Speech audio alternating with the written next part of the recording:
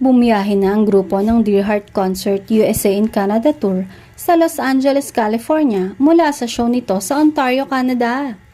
Pero si Gabby Concepcion lang at ang ibang mga kasama sa kanilang entourage ang nakabalik at hindi kasama si Sharon Cuneta. Chika ni Angel Yang ng NY Entourage Productions. Mula nga raw sa Canada ay nagpunta na si Sharon sa New York City para dumalaw sa kids dahil break naman daw ng team nila at sa November 15 pa ang susunod na show nila. Kwento naman ng isang fan ay marami ang nakakitang nagbubuhat ng mga luggage sa airport ng Los Angeles, si Gabby. 12 days kasi ang break nila kaya nag-New York muna ang megastar.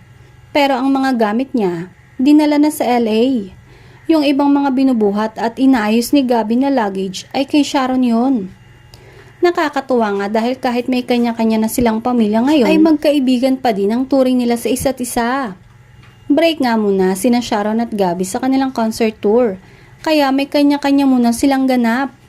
Hindi pa alam kung kailan ang balik ng megastar papuntang California para sa preparation ng kanilang susunod na show.